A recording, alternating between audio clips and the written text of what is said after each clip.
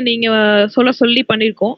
இது எல்லாமே நம்ம சிலபஸ் ஓரியன்டா தான் பண்ணிருக்கோம். நான் சிலபஸ் அனுப்புற தமிழ் சிலபஸ் கூட அந்த சிலபஸ்ல இருக்க தலைவர்களுடைய அடிப்படையில மட்டும் தான் கொடுத்துருக்கோம். அப்ப முதல்ல பாரதியாருடையும் பாவேந்தர் பாரதிதாசனுடையும் கண்ணதாசனுடையதும் இன்னும் பிற தலைவர்களுடைய 4 டாபிக் கொடுத்துருக்கோம். அதுல நம்ம 2 பேரை எடுத்திருக்குன்னு சொல்றாங்க.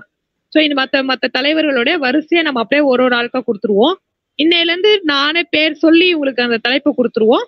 அடுத்த கிளாஸ் வரவங்க அப்படி பண்ணுவோம். இப்படி கொஞ்சம் கொஞ்சமா நம்ம பாக்குறப்ப அந்தந்த தலைவர்களை பத்தி நீங்க ஒரு சொல்லுவீங்க. உங்களோட ஐடியா வந்து எங்களுக்கு கிடைக்கும். நம்மளோட ஐடியா மற்றவங்களுக்கு ஷேர் ஆகும். அப்போ வந்து ஒரு கலெக்டிவ் ஸ்டடிங்க நம்ம ஆன்லைன் கிளாஸ்லேயே மாறிடும். அப்ப நீங்க தலைவர்களை பத்தி தனியா படிக்க வேண்டிய நேரமும் இருக்கு. நம்ம 2வது நம்ம சாரோடைய புக்கு கூட இருக்கு. அந்த புக் எடுத்து நீங்க படிச்சாலே போதும். அதுல ஃபுல் டீடைல்ஸ் இருக்கு. முக்காவாசி தலைவர்களோட இது இருக்கு. ஆதித்யா, அது ஆக்சுவலா நான் எழுதல. அதுல 50 குழந்தைகள் எழுதியிருக்காங்க. அத குட்டி குட்டி குழந்தைகள் 7வது 8வது 9வது குழந்தைகள் எழுதினது நான் வந்து என்ன சொல்றது, அதை கோஆர்டினேட் பண்ணேன். சோ அத்தனையுமே அவங்க எழுதி அதுல கூட நான் ஒரு பகுதி எழுதியிருக்கேன்னு நினைக்கிறேன் சார். அதுல எழுதியிருப்பீங்க. எல்லாம் நிறைய குழந்தைகள் எழுதியிருக்காங்க, 50 குழந்தைகள். ஸோ இது ஒரு கலெக்டிவ் எஃபர்ட். எங்கெங்கேயோ இருக்கிற குழந்தைகள்லாம் அனுப்பிச்சு அதை ஒரு புக்கா கன்வெர்ட் பண்ணியிருக்கோம். ஒரு காலத்துல அதெல்லாம் ரொம்ப இன்ட்ரெஸ்டா பண்ணது. ஸோ அதனால நான் எழுதுனேன்னு நீங்க சொல்ல வேண்டாம். ஐஓஎம் எழுதுனதுன்னு வேணா சொல்லிக்கீங்க. Okay sir. ஐஓஎம் ஃபேமிலி எழுதின புக் அது. அந்த புக் எடுத்து நம்ம ஒரு வாட்டி வாசிச்சாலே போதும். அதுல ஃபுல் டீடைல்ஸ் இருக்கு. நமக்கு தேவை இறப்பு பிறப்பு, அதுக்கு அவங்களுடைய அந்த பகுதி, அவங்களுடைய பங்களிப்பு, இந்த தான் தேவை நமக்கு. பாடத்துக்கு தேர்வுக்குமே இதான் தேவை. ஸோ அதை ஒரு வாட்டி வாசிங்க. ஆனா இப்ப இருக்கிற கொஸ்டின் பேப்பரோட மாடல் நம்ம பாக்குறப்ப, நான் கடந்த ஆண்டு எழுதுனேன் 150க்கு 90 100 மதிப்பெண் எடுத்துட்டேன். நான் வந்து இது ஆகல, எலிஜிபிள் ஆகல. ஆனா நான் வந்து 90 மார்க்ஸ்க்கு எடுத்துட்டேன். 90 மார்க்ஸ் தமிழ் எலிஜிபிள் ஆயிட்டேன். 100 மார்க் வந்துட்டு. ரொம்ப ஈஸியான கொஸ்டின் பேப்பர். ஆனா இப்ப இருக்கிற கொஸ்டின் பேப்பரோட ட்ரெண்ட் எப்படி இருக்குன்னா, ரொம்ப இலக்கியம் சார்ந்து போகுது. இலக்கியம் சார்ந்து போயிட்டு இருக்கு. நம்ம அது தொடர்ந்து தான் போக முடியும். ஓகே, அதனால நம்ம அதை சார்ந்து நம்ம கொஸ்டின் பேப்பர் வழியா 2024, 22, 21 அப்படியே கொஸ்டின் பேப்பர் நம்ம கொண்டு போவோம்.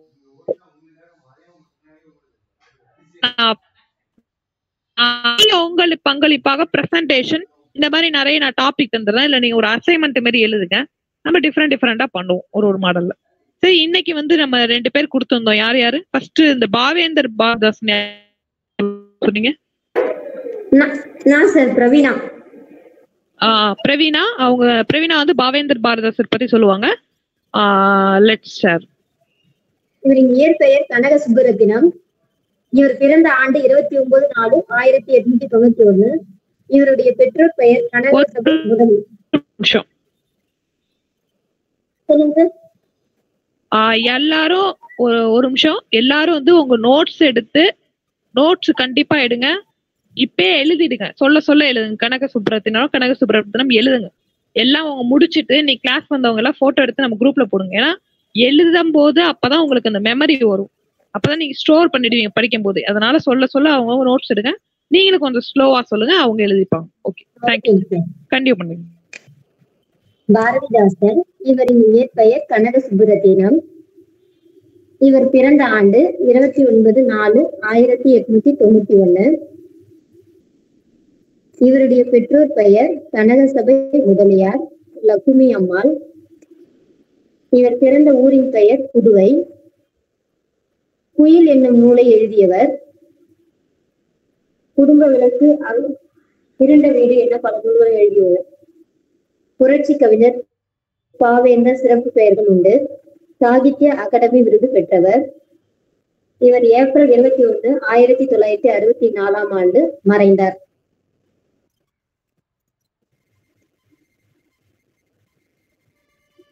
திருப்பி சொல்லுவாங்க சார். வேணாம். தேங்க்யூ பிரவீனா. பாவேந்தர் பாரதிதாசன் அவரை பத்தி சொல்லியிருக்காங்க. அவங்களோட பிறப்பும் இறப்பும் ஒரே இடத்துல சொல்லுவாங்க.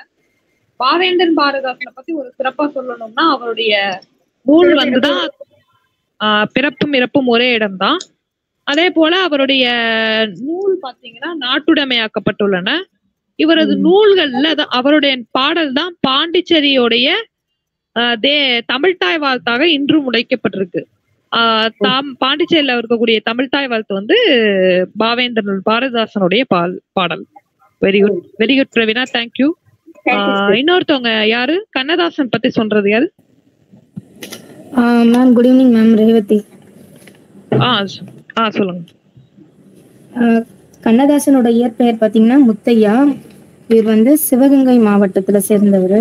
அதுல வந்து சின்ன கிராமம் சிறுகுடல்பட்டின்ற கிராமத்துல பிறந்திருக்காரு. இவரோட பெற்றோர் வந்து விசாலாட்சி சாத்தப்பன்.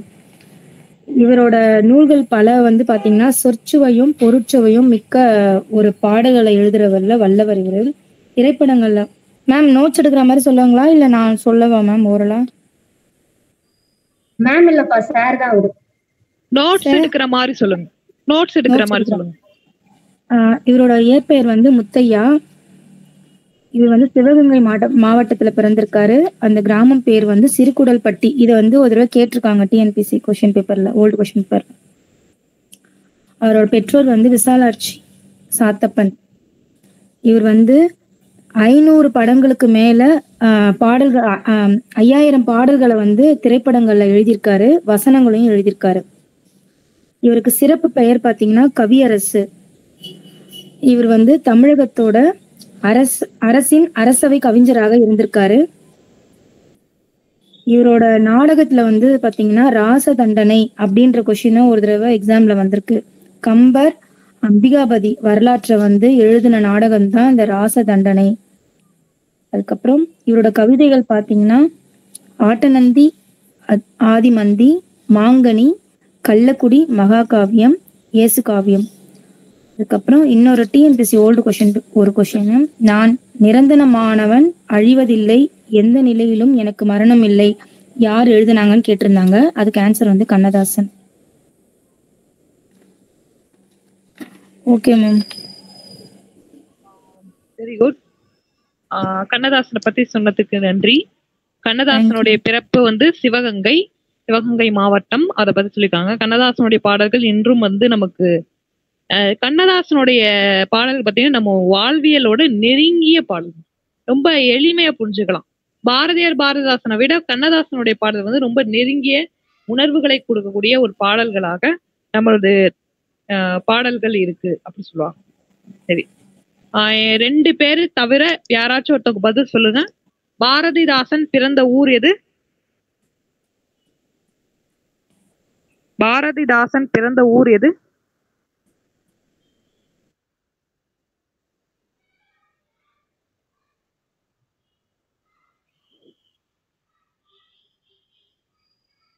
பாரதிதாசன் பிறந்த ஊர்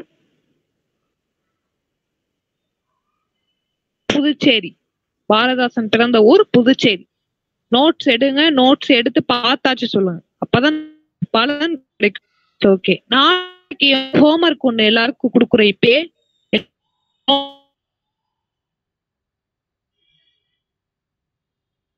ஒரு பேப்பர் எடுத்து அதுல அழகா 10th புக் எடுத்துக்கோங்க.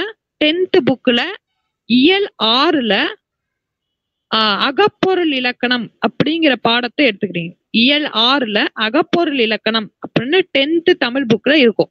அதுல ஒரு பெரிய கட்டம் போட்டு 5 நிலத்திற்கான பட்டியல் கொடுத்திருப்பாங்க. ஒரு 14 பட்டியல் இருக்கும்.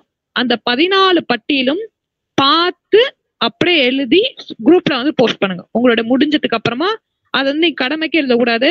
அதை படிச்சு உங்களோட மெமரைசேஷனுக்காக நாங்க கொடுக்குறோம். அதை நீங்க பண்ணி குரூப்ல போஸ்ட் பண்ணலாம். நீங்க எழுதிட்டு உங்களுக்கு மெமரி ஆனதுக்கு அப்புறமா குரூப்ல அதை போட்டோ எடுத்து நீங்க அப்லோட் பண்ணுங்க. இதான் உங்களுக்கான ஹோம்வொர்க். நான் இப்பே சொல்லிட்டேன். இயல் 6ல அகப்பொருள் இலக்கணம் அப்படிங்கிற பாடத்துல இந்த பகுதி இருக்கு. இதை அப்படியே எடுத்து எழுதுங்க. இதுல இருந்து நிறைய கொஸ்டின் வருது. அதனாலதான் இதை நம்ம கொடுத்துருக்கோம். இந்த கொஸ்டின் பேப்பர்ல அதிகமா வரும் இதை பத்தி. அதனால அதை எழுதியே ஆகணும். ஒரு வாட்டி எழுதி பாத்துருங்க. ஓகே, இன்னைக்கு நம்ம கிளாஸ்க்குள்ள போயிடுவோம். 2024ஆம் ஆண்டுடைய கொஸ்டின் பேப்பர் தான் இது. ஃபர்ஸ்ட் கொஸ்டின் பாருங்க, ஸ்கிரீன்ல தெரியும் பாருங்க. வா என்ற வேர்ச்சொல்லின் வினைமுற்று. வா என்ற வேர்ச்சொல்லின் வினைமுற்று அப்படின்னா வினைமுற்றுனா என்ன? முதல்ல வினைமுற்றுனா என்ன தெரியுமா? கம்ப்ளீட் ஆகிறது மேம். கம்ப்ளீட் ஆகாதது. கரெக்ட். சாரி, வினைமுற்றுனா கரெக்டா சொல்றாங்க. வினைமுற்றுனா கம்ப்ளீட் ஆகுறதுன்னு அர்த்தம். ஒரு சென்டென்ஸ் வந்து வினை முடிவடையும்னா அது வந்துதான் வினை முற்றுன்னு சொல்லுவாங்க. இந்த வினைங்கிறது என்ன அப்படின்னா செயலை குறிப்பது. வினைங்கிறது செயலை குறிப்பது. அப்போ ஒரு செயல் வந்து முடிவடையும் அப்படின்னு அர்த்தம். இதை ஈறுகட்ட எதிர்மறை பெயரெச்சம் அப்படிங்கிற மாதிரி இருக்கும். இந்த எச்சம் இந்த மாதிரியான தொடர் வரப்போ அது வந்து முடிவடையா தொடர் அப்படின்னு அர்த்தம். இப்ப இந்த இடத்துல கொடுத்திருக்காங்க வாங்கிறது ஒரு வேர்ச்சொல். வேர்ச்சொல்னா என்னன்னா அந்த சொல்லோடைய ஆண்பாலோ பெண்பாலோ பலர்பாலோ ஒன்றன் பாலோ பலவின் பாலோ சேரும் பொழுது மட்டும்தான் அது தொடர் அமைக்கக்கூடியதாக மாறும். இந்த இடத்துல நமக்கு இருக்கிறது வா அப்படிங்கிறது வேர்ச்சொல். அப்போ ஒரு சொல்லுங்கிறது அடிப்படையில அதோட சேர்ந்து அது என்ன பால் விகுதிங்கிறத கொண்டுதான் அந்த அந்த வார்த்தைங்கிறது முடிவடைகிறது. இப்ப இந்த இடத்துல வந்தால் வந்தார்னு இருக்கு, வந்தவர்னு இருக்கு. இப்ப என்ன இந்த ஆர் அப்படிங்கிறப்ப அந்த ஆண் பாலுக்குள்ளதும் வந்தாங்கிறது அந்த பெண் பாலுக்குரியது நமக்கு தெரிஞ்சு போயிட்டு இது ஈஸி. அப்போ ஆனா அதோட தொடக்கம் எது அப்படின்னு பாத்தீங்கன்னா வா. இப்ப செல் அப்படின்னு போடுறோம். செல்லுங்கிறது ஒரு வேர்ச்சொல். செல்கின்றால் செஞ்சனர் அப்படிங்கிறது அதோடைய பால் விகுதியை பொறுத்து இருக்கு. அப்போ வாங்கிறது வேர்ச்சொல் அப்படிங்கறத நம்ம தெரிஞ்சுக்கணும். அப்போ இந்த வேர்ச்சொல்லுக்கான வினைமுற்று எது அப்படின்னு கேட்டிருக்காங்க. இந்த இடத்துல அவன் பாக்குறப்ப 4 ஆப்ஷன் கொடுத்திருக்காங்க. ஃபர்ஸ்ட் ஒண்ணு வந்தால், வந்த, வந்து, வந்தவர் அப்படின்னு போட்டிருக்காங்க. அது நம்ம பாக்குறப்ப வந்தா வந்தங்கிறது வினை முற்று கிடையாது. ஏன்னா இது வந்து தொடர் இன்னொரு தொடரை சார்ந்து இருக்குங்கிறது நமக்கு தெரியுது. வந்து அப்படிங்கிறதும் வினைமுற்று கிடையாது. ஏன் வினைமுற்று கிடையாதுன்னா அது இன்னொரு தொடரை சார்ந்து இருக்கிறது அப்படிங்கிறது தெரியும். வந்தவர் அப்படிங்கிறதும் முடிவடையல, ஏன்னா இது பால் விகுதியை சார்ந்தது இல்லை அப்படிங்கிறது அர்த்தம். இப்ப வந்து ஆண் பாலா பெண் பாலாங்கிறது இந்த இடத்துல முடிவு செய்ய முடியவில்லை. அதோட தொடர்ச்சி இருக்கு. நமக்கு தொடர்ச்சி இருக்கணும். முற்று பெற்றுன்னா அதோட முடிஞ்சிடணும். இப்ப கண்ணகி வந்தாள் அப்படிங்கிறது முடிவடைந்துச்சு. கண்ணகி வந்தாள் அதுக்கப்புறம் ஒரு தொடர் வருமா? புல் ஸ்டாப் தான், வராது. ஆனா இங்க என்ன இருக்கு? வந்தவர் அப்படின்னு வந்துட்டு. அப்ப கண்ணகியுடன் வந்தவர் கோவலன். அடுத்து ஒரு தொடர் ஆரம்பிக்கிற மாதிரி இருக்கு. அப்ப இது வினைமுற்று கிடையாது. அதனாலதான் இந்த ஆன்சர்ல வந்தாள் அப்படிங்கிறது இங்க ஆன்சர் வந்திருக்கு. புரியுதா? ஏதாவது டவுட் இருக்கா? ராமன் வந்தான் அப்படிங்கிறது இங்க கொஸ்டின். ஃபர்ஸ்ட் கொஸ்டின் பாருங்க. ராமன் வந்தான் எவ்வகை தொடர் என அறிந்து எழுதுன்னு சொல்லிருக்காங்க. இப்ப ராமன் வந்தான் அப்படிங்கிறது ராமன் வந்து வந்திருக்கான். இது என்ன தொடர்னு கேட்டிருக்காங்க. இந்த தொடர்ல வந்து நிறைய வகையான தொடர் இருக்கு. அது வந்து எழுவாய் தொடர், வினைமுற்று தொடர், வினை தொடர், வினையச்ச தொடர், பேரச்ச தொடர். எச்சம் சொல்லிருக்கேன். எச்சம்னா முடிவு பெறாது அப்படின்னு சொல்லிருக்கோம். அன்மொழி தொகை தொடர், அப்புறம் வந்து எழுவாய் தொடர். இந்த மாதிரி தொடர்களே ஒரு இது இருக்கு. இதுவும் 10th புக்ல. நமக்கு எல்லாமே 10th புக் தான். 10th புக்கை தாண்டி எதுவுமே கேட்கறது. 10th புக்ல 2வது இயல்ல இருக்கு. நீங்க எடுத்து பாத்தீங்கன்னா தெரியும். இதெல்லாம் சொல்லப்போனா அது ராமன் வந்தானே அப்படியே இருக்கு. அந்த ஆப்ஷன்லயே கூட இருக்கு. அந்த அளவுக்கு வந்து தமிழ் புத்தகத்துல 10வது தமிழ் புத்தகத்தை ஃபுல் கிராமரி பார்த்தாலே போதுமானது. ஸோ அதுல வந்து நமக்கு சொல்லிருக்காங்க எழுவாய் தொடர் அப்படின்னு நீங்க ஆன்சர் கொடுத்துருக்காங்க. இது ஏன் எழுவாய் தொடர் சொல்றாங்க? பெயர்ல ஸ்டார்ட் ஆயிருக்கு மேம். அவ்வளவுதான், பெயர்ல ஸ்டார்ட் ஆயிருக்கு. ராமன்கிற பெயருடன் தொடங்கப்படுவதனால் ராமன் வந்தான் அப்படிங்கறது நமக்கு ஆன்சர். அவ்வளவுதான். அடுத்த கொஸ்டின் இதான் கடைசியா பார்த்துவோம். 4வது கொஸ்டின் யாராச்சும் ஒருத்தவங்க படிங்க. நனந்தலை உலகம். நனந்தலைனா அகன்ற அப்படின்னு பொருள் தரும். அதனால அகன்ற உலகம் ஆன்சர். அவ்வளவுதான். நலந்தலை உலகம் அப்படின்னா அகன்ற உலகம் அப்படின்னு அர்த்தம். அகன்ற நிலந்தலைனா அகன்ற அப்படின்னு அர்த்தம். இது இந்த பாடல் வந்து முல்லைப்பாட்டுல இருக்கு. முல்லைப்பாட்டு 2வது இயல்ல தமிழ் புத்தகம் 10வது தமிழ் புத்தகத்துல நம்ம நலந்தலை உலகம் அப்படிங்கிறோம். நலந்தலை உலகம்னா உலகமே, அதாவது அந்த இது எதனுடைய தொடர்ச்சினா அந்த வானமே இருண்டு இருக்கும். அது எப்படின்னா அகன்ற உலகம் இருண்டதை போல இருந்த இந்த சூழ்நிலை, அந்த கார்காலம் அப்படின்னா அதோட பொருள். சோ அந்த அததான் அதுல மென்ஷன் பண்ணிப்பாங்க. அதுதான் நலந்தலை உலகம் அப்படின்னா அகண்ட உலகம் அப்படின்னு சொல்லலாம். இது ஒரு பெரிய டஃப்பான கொஸ்டின். இந்த 5வது கொஸ்டின் எல்லாரையும் கன்ஃபியூஸ் பண்ணி விட்ட கொஸ்டின். ஃபர்ஸ்ட் மரத்தை இலை காக்கும் அப்படின்னு ஒரு கொஸ்டின். மரத்தை இலை காக்கும் அப்படின்னா அந்த மரத்தை வந்து யாரு காக்குறா? இலை காக்குது அப்படின்னு அர்த்தம். இதுக்கான பழமொழி என்ன அப்படின்னு பாக்கலாம். மானத்தை மலை காக்கும். மானத்தை மலை காக்கும் அப்படிங்கிறது ஒரு முதல். பயிரை குணம் காக்கும் அப்படிங்கிறது 2வது. மானத்தை பணம் காக்கும் அப்படிங்கிறது 3வது. உயிரை சொல் காக்கும் அப்படிங்கிறது 4வது. இதுல எது ஆன்சர்? ஏதாவது ஐடியா இருக்கா? இந்த மாதிரி கொஸ்டின் வரும். பழமொழி இருக்கு நமக்கு, நம்ம சிலபஸ்ல கொடுத்துருக்காங்க. ஆனா நம்ம இந்த பழமொழியில படிச்சிருக்க மாட்டோம். ஏன்னா கண்டிப்பா எங்கேயாச்சும் 100 படிச்சோம்னா 101வது ஒண்ணுதான் கொடுப்போம். அதுதான் நம்மளோட இயல்பு. அப்ப இத பாக்குறப்ப நம்ம பாக்கணும். ஃபர்ஸ்ட் ஒன்னு அதோட ப்ரொனவுன்ஷனே சரியில்லை. மானத்தை மலை காக்கும்ங்கிறது சரிப்பட்டு வராது. உயிரை சொல் காக்கும்ங்கிறதும் அந்த அளவுக்கு கிடையாது. இத பாக்குறப்ப 2 இருந்தா பாக்குறோம். பயிரை குணம் காக்கும் அப்படிங்கிறது ஒண்ணு. 2வது மானத்தை பணம் காக்கும் ஒண்ணு போட்டுருக்காங்க. எனக்கு தெரிஞ்சு பியும் சியும் மட்டும்தான் அதோட ஒத்து போற மாதிரி தெரியுது. இதுல உங்களோட ஆன்சர் என்ன?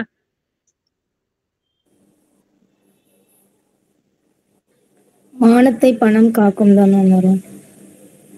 பொருள் தெரியுமா?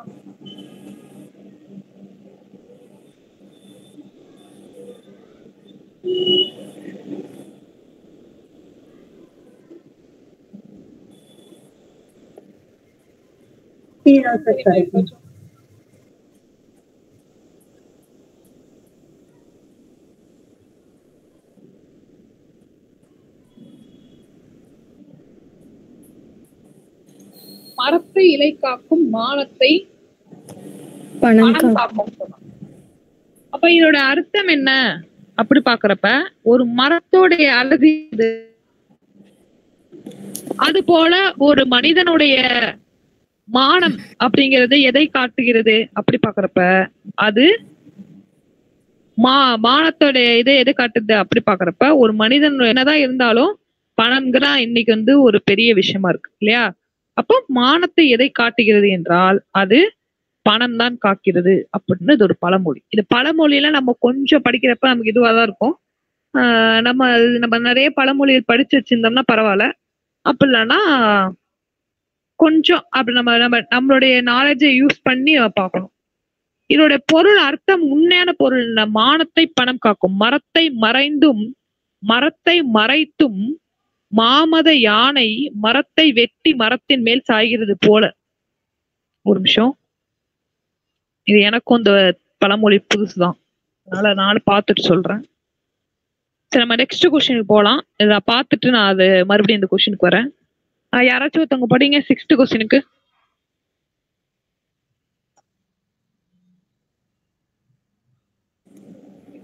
யாராச்சும் படிங்க. நந்தவனம் கண் திறந்து நற்றமிழ் பூ எடுத்து பண்ணோடு பாட்டிசைத்து பார் போற்ற வந்தாயோ.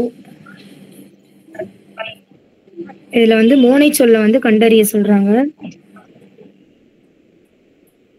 மோனை சொல்னா முதல் சொல் ஒன்று போல் அமைவது மோனை சொல். சோ இதுல நந்தவனம் நற்றமிழ் அப்படின்றது ரெண்டுமே முதல் எழுத்து நான் வர்றதுனால நந்தமிழும் நற்றமிழும் இதுக்கு மோனை சொற்களா வரும்.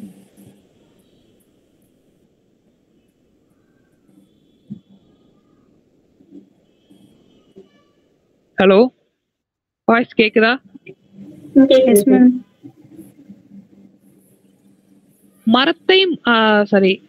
இந்த மரத்தை பணம் காக்கும், மானத்தை பணம் காக்கும்ங்கிறது பழமொழிக்கு இது ஒரு திருமந்திரம். இது ஆக்சுவலா இது ஒரு பழமொழி கிடையாது, இது ஒரு திருமந்திரம். அது காலப்போக்கில் பழமொழியாக கருதப்பட்டு இருக்கு. ஆனா அது ஒரு திருமந்திரம்னு குறிப்பிட்டிருக்காங்க. அதை பத்தி பார்த்தேன். அதோட அர்த்தமும் அதுதான்.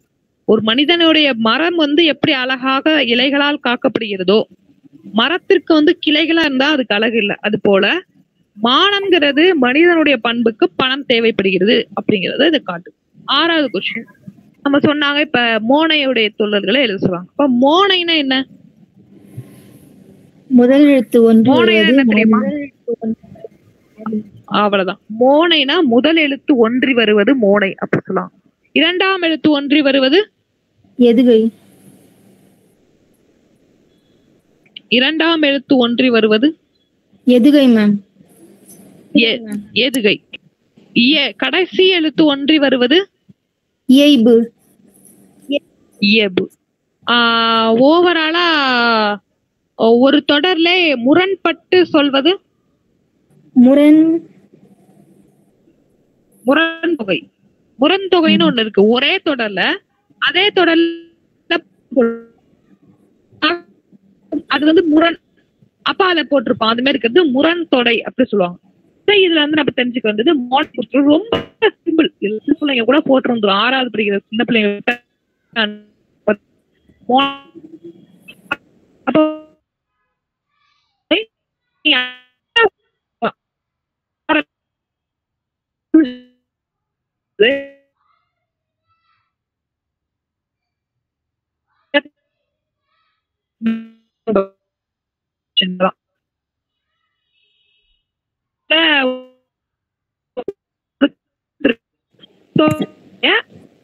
பொருள் என்ன அப்படிங்கிற மாதிரி கேட்டிருக்காங்க. இதுல நெல்லிக்காயை கொட்டினார் போல ஒரு நெல்லிக்காய் அப்ப என்ன ஆகும்? அது அந்த நெல்லிக்காய் முட்டை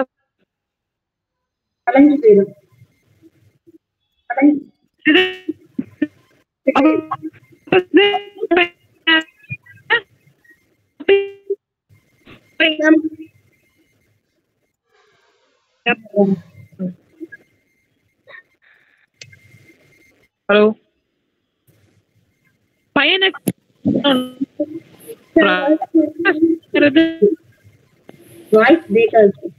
வாய்ஸ் பிரேக் ஆகுது மேம்.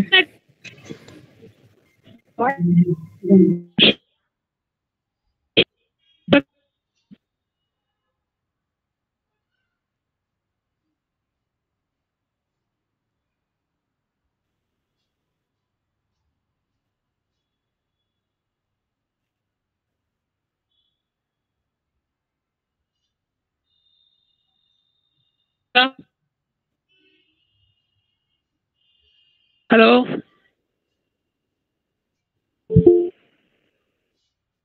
வாய்ஸ் கேக்குதா? கேக்குது சார். நெல்லிக்காய் உங்களோடது கொஞ்சம் பிரேக் ஆகுது. பாத்துங்க நெட்வொர்க் எப்படி இருக்குன்னு பாருங்க. மத்தவங்களுக்கு கேக்குதுன்னு நினைக்கிறேன். நீ கொஞ்சம் நெட்வொர்க் பாத்துங்க. எப்படி அது செதறி ஓடுமோ அது போல அது செதறி ஓடும். அப்போ அதனால ஒற்றுமை முடியாது. அதே போலதான் இந்த இதையும் நமக்கு சொல்றாங்க. அப்ப அதோட அர்த்தம் வந்து பதறி ஓடுகிறது, சிதறி ஓடுகிறது என்ற அர்த்தம். சோ இப்ப இதுல நான் பாக்குறப்ப 4 ஆப்ஷன்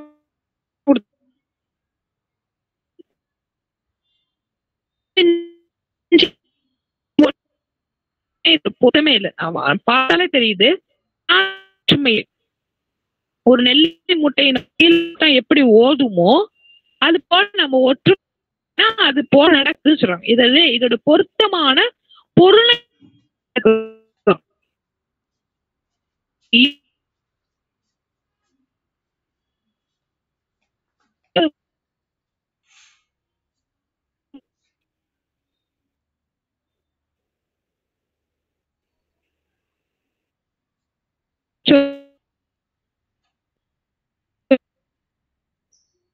ஹலோ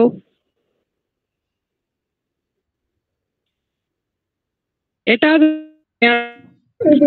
ஆதித்யா உங்க வாய்ஸ் பிரேக் ஆகுது. நெட்வொர்க் ப்ராப்ளமா? கொஞ்சம் பக்கமா வச்சுக்கீங்களா? 1 minute சார். பிரேக் ஆகுது வாய்ஸ்.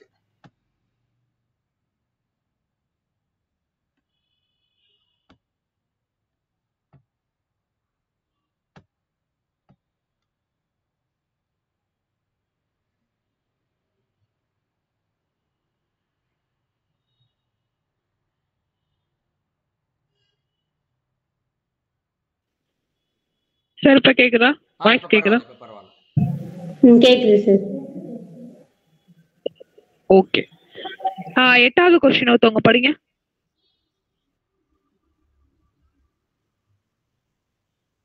8th क्वेश्चन ஒருத்தவங்க படிங்கன்னு சொல்றோம்.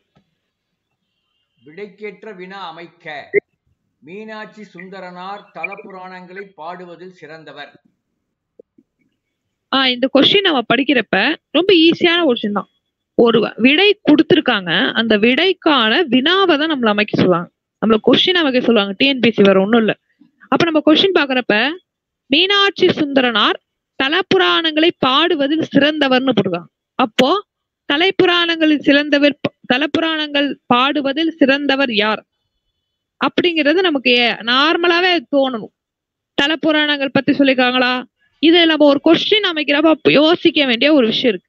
ஒரு கொஸ்டின் அமைக்கிறப்ப அது எல்லாத்தையும் நம்ம அடக்குறோமாங்கிறத பார்க்கணும். ஒரு தொடர் கொடுத்துருக்காங்களா, அந்த தொடர்ல இருக்கக்கூடிய அனைத்து விஷயங்களையும் எல்லாத்தையும் நம்ம அடக்கணும். அத எந்த ஒரு விஷயங்களையும் அதை விடப்படக்கூடாது. அந்த கொஸ்டின் அமைக்கிறப்ப அதற்கான பதில் வரவது போலதான் நம்ம அந்த கொஸ்டினை அமைக்க முடியும். இப்ப எடுத்துக்காட்டுக்கு முதல் கொஸ்டின், தலப்புராணங்கள் என்றால் என்னன்னு கொடுத்துரும். தலப்புராணங்கள் என்றால் என்னன்னு நம்ம ஒரு கொஸ்டின் அமைச்சோம்னா அதில் தலப்புராணங்களை பத்தி செய்திகள் தான் வருமே தவிர மீனாட்சி சுந்தரனார் பத்தி வராது. சோ அப்ப அந்த முதல் கொஸ்டின் நம்மளால பண்ண முடியுமா? முடியாது. ரெண்டாவது கொஸ்டின் பாக்குங்க, தலப்புராணங்கள் எத்தனை வகைப்படும் போட்டிருக்கோம். எத்தனை வகைப்படும் போட்டா மீனாட்சி சுந்தரனார் பத்தி வரப்போகுது? கண்டிப்பா வரப்போறது இல்லை. அப்ப ரெண்டாவது கொஸ்டின் கிடையாது. மூணாவது கொஸ்டின் பாருங்க, மீனாட்சி சுந்தரனார் தலப்புராணங்களை எப்படி பாடினார், அதாவது எப்படி பாடினாருங்கிறது அந்த ஆன்சர்ல இல்ல. சிறந்தவர் அப்படின்னு போட்டிருக்காங்க. நம்ம சிறந்தவர் எப்படி பாடினார், நன்றாக, நல்லையா அப்படிங்கிறது அதோட பதிலா இருக்குமே தவிர சிறந்து பாடினவர் அப்படின்னு ஒருத்தவங்க போட மாட்டாங்க. அது வந்து இலக்கண பிழையாகும். நாலாவது ஒண்ணு மட்டும்தான் அதோட அதோட அட்டாச் ஆகுது. தலப்புராணங்களை பாடுவது சிறந்தவர் யார் அப்படிங்கிறது. இது வந்து ரொம்ப சிம்பிள் கொஸ்டின் தான். ஆனா நீங்க ஒண்ணு யோசிக்கணும், ரொம்ப யோசிக்க வேண்டிய விஷயம்னா, ஒரு ஆன்சர் நம்ம தேர்ந்தெடுக்கிறதுக்கு முன்னாடி அந்த ஆன்சர் வந்து it's applicable to the whole answer. ஒரு கொஸ்டின் நம்ம ஃப்ரேம் பண்றப்ப அந்த ஹோல் ஆன்சருக்கான அடங்குதா அப்படிங்கிற ஒரு விஷயத்த நம்ம மனசுல வச்சு பண்ணணும். ஏன்னா தமிழோட இயல்பே அதுதான். நம்ம ஒரு கொஸ்டின் அமைக்கிறோம்னா அந்த கொஸ்டினோடைய ஃப்ரேம் பண்றப்ப அது ஆன்சர் எல்லாத்தையும் ரிலேட்டடபிளா இருக்கணும்.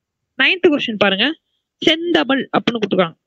நல்ல ஒரு இன்னைக்கு கவனிச்சீங்க, எந்த கொஸ்டின் பேப்பர் வந்தாலும் சரி, நல்லா கவனிச்சுக்கணும், எந்த கொஸ்டின் பேப்பர் வந்தாலும் சரி, இந்த சே அப்படிங்கிற இந்த வார்த்தை, இந்த சேங்கிற இந்த வார்த்தை வந்துட்டுனா அது கண்டிப்பாக 90% பண்பு தொகையா தான் இருக்கும். ஏன்னா இந்த ஏன் பண்பு தொகை, பண்பு தொகைக்கான இலக்கண விதி என்ன அப்படின்னா மை விகுதி தான் இலக்கண விகுதி.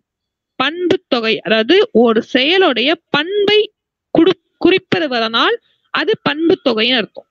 இப்ப வந்து எடுத்துக்காட்டுக்கு தமிழ் பத்தி கொடுத்துருக்காங்க. அப்ப தமிழோடைய புகழ் என்ன? செம்மையான, செம்மைனா என்ன? பழமையான அப்படிங்கிறது. அப்ப செம்மையான மொழி அப்படின்னு சொல்றத செம்மொழி அப்படின்னு போட்டுக்கோம். செந்தமிழ், செந்தமிழ் அப்படின்னு போட்டுக்கோம். அப்ப செம்மையான மொழிதான் தமிழ் அப்படிங்கிறது அதோட பொருள். அப்போ இங்க செந்தமிழ், செம்மையான தமிழ் அப்படின்னு அர்த்தம்.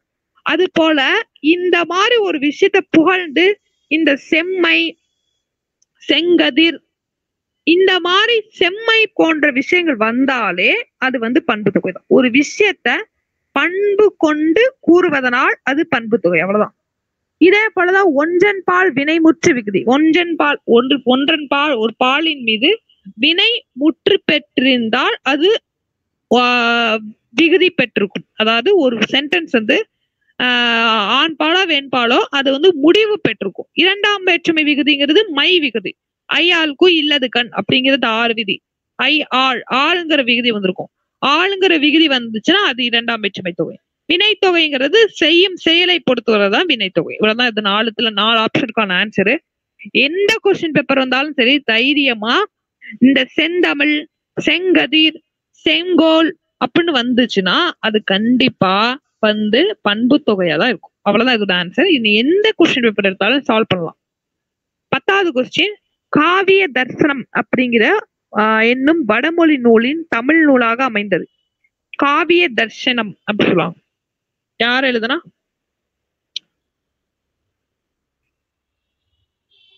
காவிய தர்ஷம். இதுல தண்டி அலங்காரம் போட்டிருக்காங்க. தண்டி அலங்காரம் தான் இதோட ஆன்சர். தண்டி அலங்காரம் தான் வந்து காவிய தர்ஷம் அப்படிங்கிறத வந்து மருவி எழுதப்பட்ட ஒரு நூல். இந்த நூலோட சிறப்பு என்னன்னு பாத்தீங்கன்னா, இந்த நூலோட ஆசிரியர் யாருன்னா தண்டி. நோட் பண்ணிக்கோங்க. இந்த தண்டி அலங்காரம் என்பது தண்டி என்பவரால் எழுதப்பட்ட அணிகலன்களின் நூலகம். இந்த அணி இலக்கணம் இருக்குல்ல, அதோட ஒண்ணுதான் தண்டி அலங்காரம்.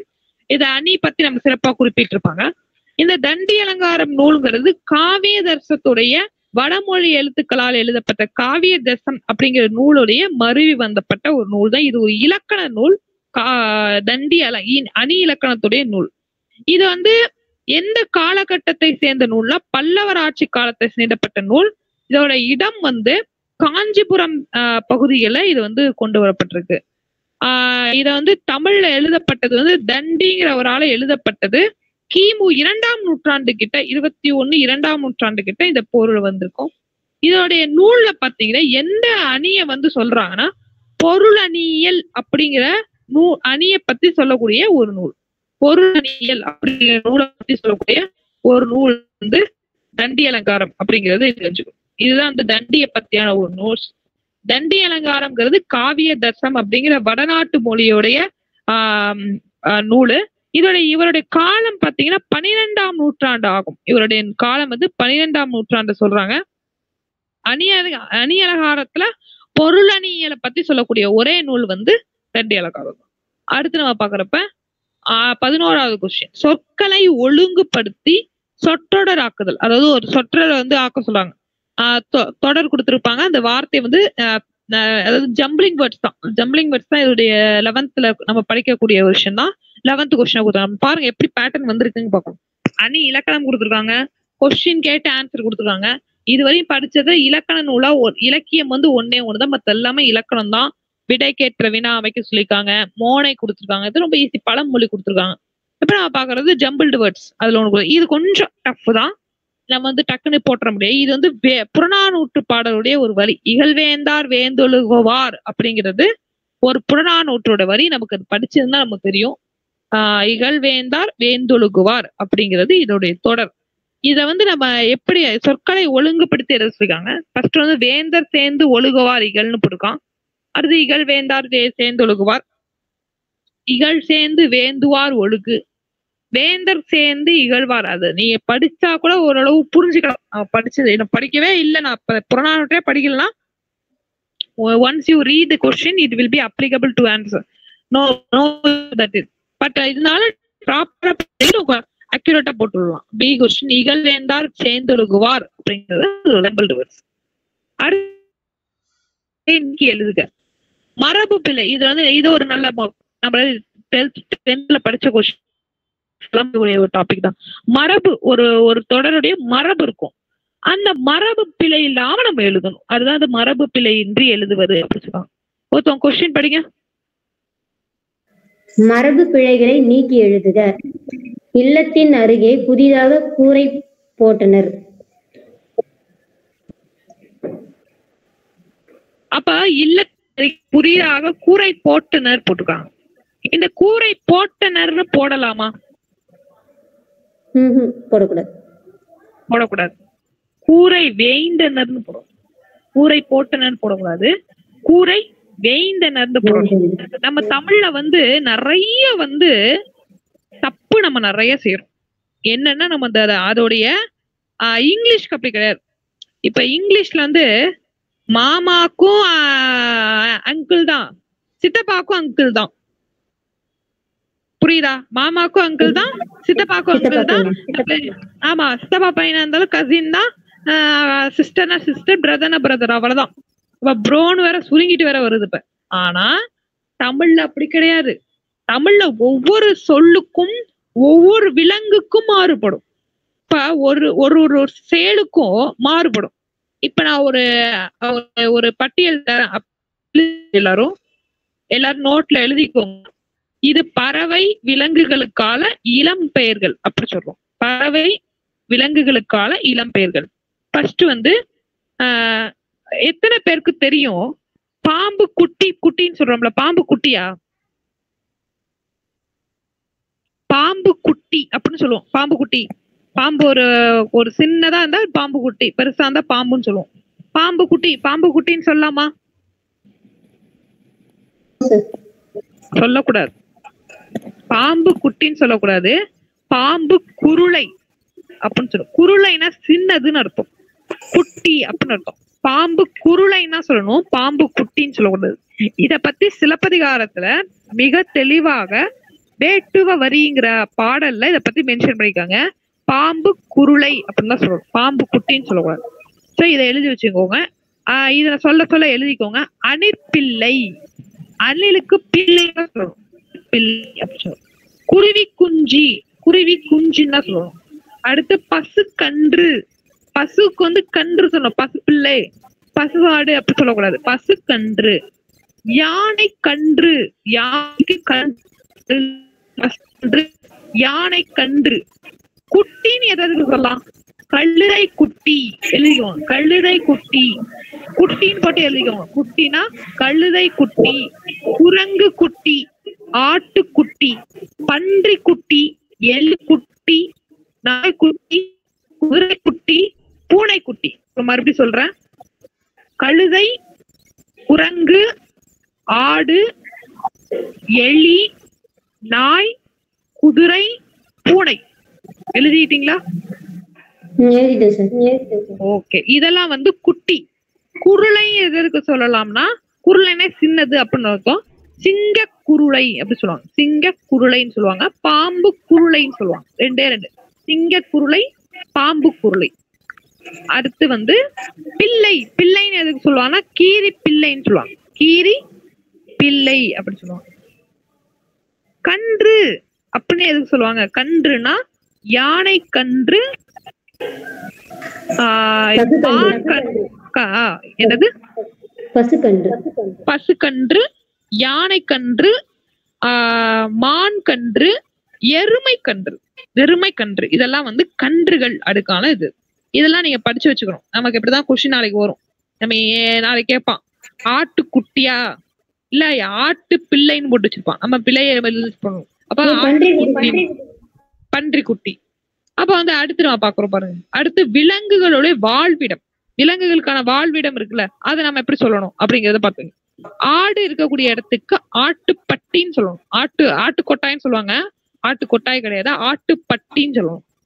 யானைக்கு யானை கூட்டம், கூடம் அப்படி சொல்லணும், யானை கூடம் அப்படி சொல்லணும். மூணாவது குதிரை கொட்டில்னு சொல்லணும், குதிரை கொட்டில் எழுதிக்காங்க, குதிரை கொட்டில்னு சொல்லணும். மாட்டுக்கு மாட்டு தொழுவம், மாட்டு கொட்டாயின்னு சொல்லுவாங்க நிறைய பேர், மாட்டு தொழுவம், மாட்டு கொட்டாய் கிடையாது, மாட்டு தொழுவம். வாத்துக்கு வாத்து பண்ணை, வாத்துக்கு வாத்து பண்ணை அப்படி சொல்லுவோம். அடுத்து பொருள்களின் தொகுப்பு, பொருள்களோட தொகுப்பு சொல்றப்ப ஆட்டு மந்தை, ஆட்டுக்கு மந்தைன்னு சொல்லணும். இப்ப ஆட்டுக்குடைய அதாவது தொகுப்புனா என்ன, கொஞ்சம் அதிகமா இருக்கு அப்படின்னா என்ன சொல்லுவோம், மந்தைன்னு எதுக்கு சொல்லுவோம் அப்படின்னா ஆட்டு மந்தை, கூட்டமா போகுது அப்படின்னு சொல்லி ஆட்டு மந்தை மாதிரி போகாத, ஆட்டு மந்தை, மாட்டு மந்தை, ரெண்டு மந்தைன்னு சொல்லுவாங்க, ஆட்டு மந்தை, மாட்டு மந்தை. வீரர் படை, வீரர் படை. அடுத்து வந்து யானை கூட்டம், யானை கூட்டம். வைக்கோல் போர், வைக்கோல் போர் அப்படி சொல்லுவோம். அடுத்து திராட்சை குலை, திராட்சை குலைன்னு சொல்லணும். பசு நிறை அப்படின்னு சொல்லுவோம், பசுனா பசு கூட்டமா போனா நிறை. அதே மாடெல்லாம் கூட்டமா போனா, மாடெல்லாம் கூட்டமா போனா என்ன சொல்லணும், மந்தை. மாடெல்லாம் கூட்டமா போனா மந்தை, அதே பசுலாம் கூட்டமா போனா நிறை அப்படி சொல்றாங்க. சரி, நான் இந்த PDF அனுப்பி வைக்கிறேன். இது இல்லாம நிறைய இருக்கு, நீ வந்து பாக்கணும். அது வந்து நீ எலி வந்து எப்படி சத்தம் போடும், எலி கீச்சும், தவளை கத்தும், பசு கதரும், பாம்பு சீரும், வண்டு இறையும், நாய் குலைக்கும், இந்த மாதிரி நிறைய இருக்கு. அந்த மரபுகளுக்கான தொடர் இருக்கு, நான் அதை அனுப்பிவிடுறேன் உங்களுக்கு. அதை இதுல நெக்ஸ்ட் இதுல வந்து நான் கிளாஸ் குரூப்ல கூட போடுறேன், அதை நீங்க ரெடி பண்ணீங்க. அடுத்து 14வது கொஸ்டின், யாராச்சும் ஒருத்தவங்க படிங்க. எதிர் சொல் அறிதல், ஊக்கம். ஊக்கம்னா என்ன?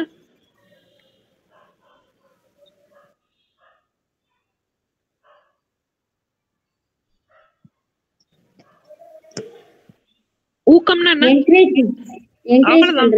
அப்ப அதுக்கு ஆப்போசிட் என்ன? சோர்வு. ஊக்கம்னா அப்படி சீரிட்டு படிப்போம், அன்னைக்கு நல்லா அப்படியே புக் எடுத்து கடற்கடன்னு படிச்சு எழுதிட்டு போயிட்டே இருப்போம், அது ஊக்கம். சோர்வுனா ஏன்டா அந்த புக்கை வந்துட்டு, ஏன்டா அந்த கிளாஸுக்கு வந்துட்டு போய் வேலையை பார்ப்போம்டா அப்படின்னு சொல்லுது சோர்வு. அதுக்கு ஆப்போசிட். இது மாதிரி ஆப்போசிட் வேர்ட்ஸ் நம்ம கேக்குறது சிம்பிள் தான், சின்ன பிள்ளைங்க கூட அட்டன் பண்ணுவோம். 15வது கொஸ்டின் பாருங்க, நீள் உழைப்பு அப்படிங்கறத நம்ம சொல்ல பிரித்து எழுதிக்கலாம். இப்ப இதுல சில பேர் என்ன பண்ணுவாங்க, நீண்ட பிளஸ் உழைப்புன்னு போட்டுருவோம். இது வந்து இது எனக்கு கொஞ்சம் இதுல தப்பு இருக்கிற மாதிரி தெரியுது.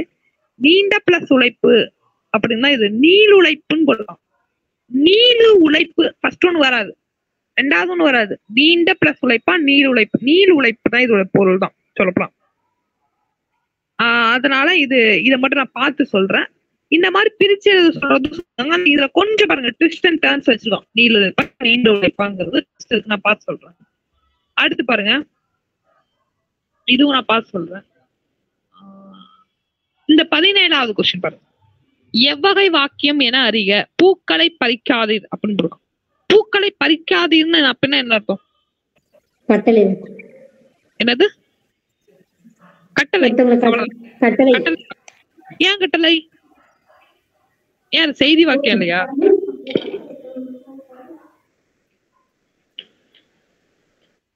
ஏன்னா இது நமக்கு ஆர்டர் பண்ற மாதிரி சொல்றாங்க.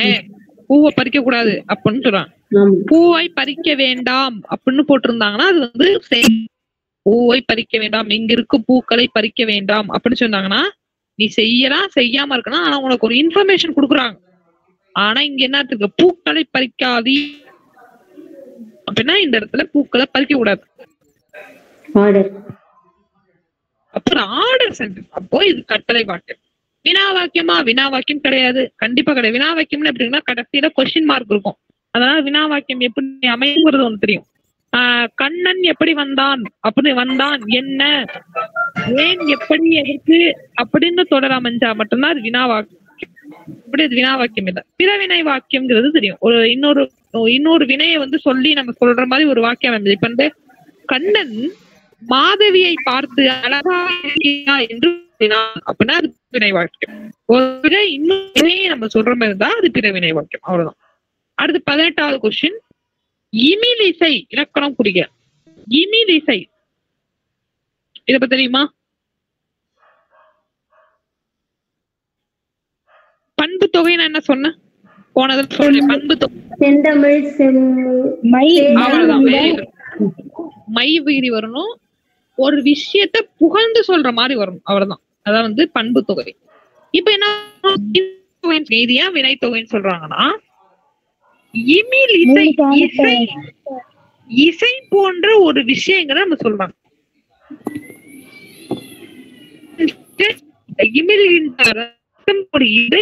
அர்த்தம். அப்ப இது ஒரு அதனால வினைத்தோ. வினைனா செயல். நீங்க என்ன செய்ய சொல்றீங்க? இப்ப வந்தான் அப்படின்னா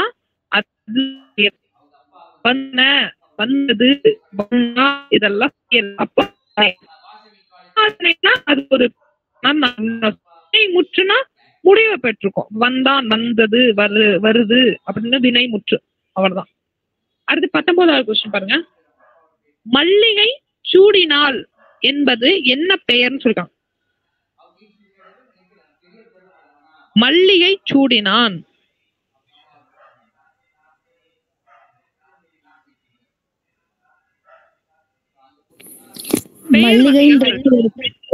அதாவது அவ்வளவுதான். அதாவது பொருளாகு பெயர். பெயர் வந்து 4 பொருள். பெயர் வந்து 4 வகை இருக்கு. நல்லா கொஞ்சம் எல்லாம் எழுதிக்கோங்க. பெயர் சொல் வந்து மன்னிக்கவும், பெயர் சொல் வந்து 6 வகைப்படும். எத்தனை வகைப்படும்? 6 வகைப்படும். 6 வகைப்படும். 1 பொருட்பெயர். ஒரு பொருளோட பெயரை சொல்லணும்னா அது பொருட்பெயர். இப்ப வந்து அமுதன், வள்ளி, பொன், கிளி, அது உயிரோ உயிர் அல்லாதது கூட நம்ம சொல்லலாம். அதான் வந்து பொருட்பெயர். இடப்பெயர்னா இடத்திற்கான பெயர். திருவாரூர், மன்னார்குடி, திருச்செந்தூர், திருப்பாதிப்புலியூர், சென்னை அப்படி சொல்லணும்னா அது இடப்பெயர். காலப்பெயர்னா இந்த காலத்துக்கான பெயர், இடத்தை குறிக்கும் பெயர். கும்பம், ஊர், கடை, வீடு, இந்த இடத்தை குறிக்குதுங்க. இந்த மன்னிக்கும். காலப்பெயர்னா நேற்று, இன்று, நாளை, மாதம், வருடம் அப்படின்னு சொன்னா அது வந்து காலப்பெயர். திணை பெயர்னா ஒரு முழு பொருளானது சிறு பகுதியின் பெயர். அதாவது ஒரு மொத்த இதோடைய ஷார்ட் ஃபார்ம். கண், கை, கால், இலை, கனி, இந்த மாதிரி. அதாவது ஒரு மொத்த ஒரு சொல்லுக்கு ஒரு அந்த தொடரோட இதை அமைத்து நீங்க அமைக்கிற மாதிரி வரும். 2 தொடர் அமைக்கணும்னா இதோட பலன் இருக்கணும், அந்த மாதிரி இருக்குது.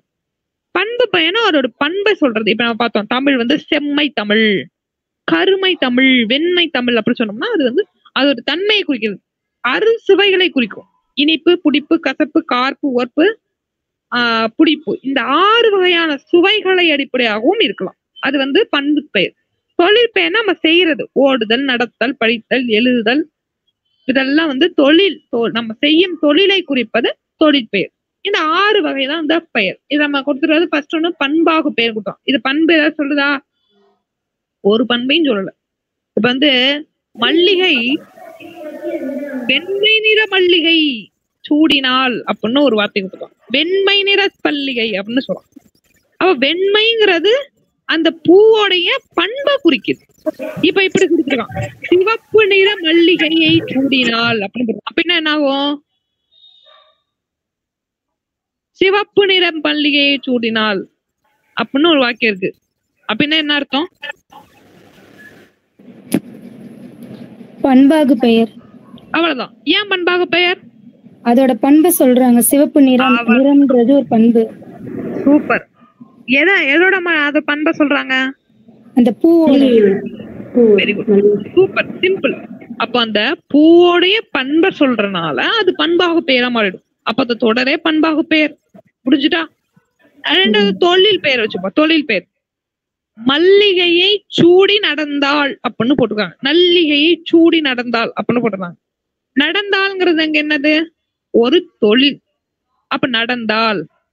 அல்ல மல்லிகையை சூடி வந்தாள், மல்லிகை சூடி எழுதினாள் அப்படின்னு சொல்றேன். அது சென்டென்ஸ் வராது, நடந்தாள்ங்கிறது வரும். இப்ப வச்சுக்கோங்க, மல்லிகையை சூடி பேய் போல் நடந்தாள் அப்படின்னு போடுறோம்.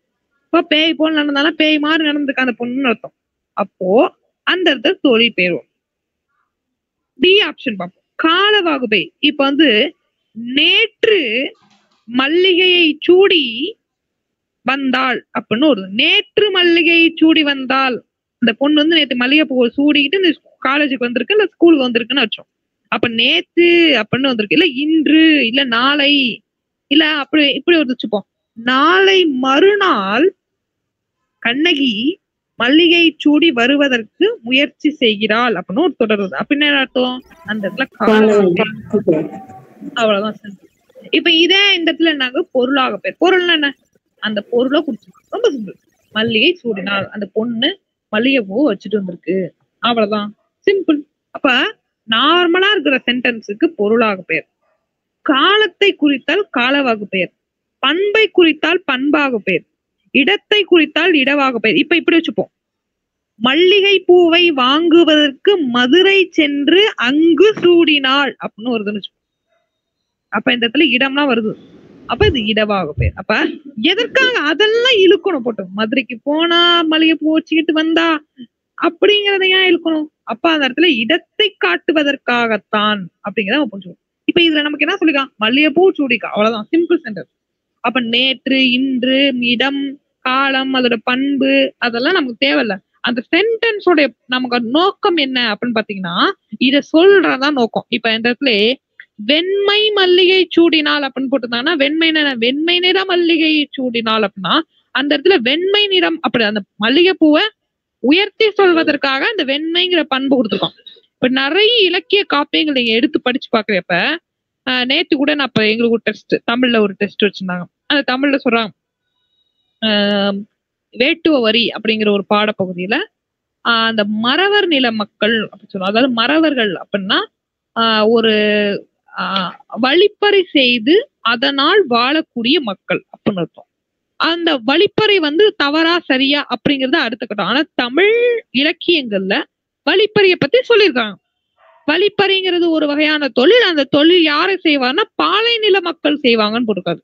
அப்ப அந்த பாலை நில மக்கள் வழிப்பறி செய்தால்தான் அவர்களுடைய குலம் தொழிக்கும் அப்படி சொல்ல. அப்ப அதுல சொல்லிருக்காங்க ஒரு வரி, வேல் கொண்டு செல்லும் வேட்டுவ வரி மக்கள், மறவை இன மக்கள் அப்படி சொல்றாங்க. அப்ப வேல் கொண்டு செல்லும் அப்படின்னா அவங்க வேல் வச்சிருப்பாங்க அப்படிங்கறது அந்த உயர்த்தி காட்டுவதற்காக அந்த தொடர் அமைக்கப்படுது.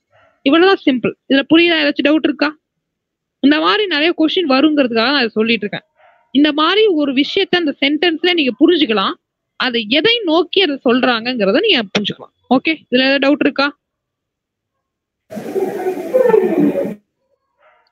Any doubt? ஏதாவது டவுட் இருந்தா சொல்லுங்க. ஓகே, நெக்ஸ்ட் क्वेश्चन பாத்துறோம். 20வது क्वेश्चन.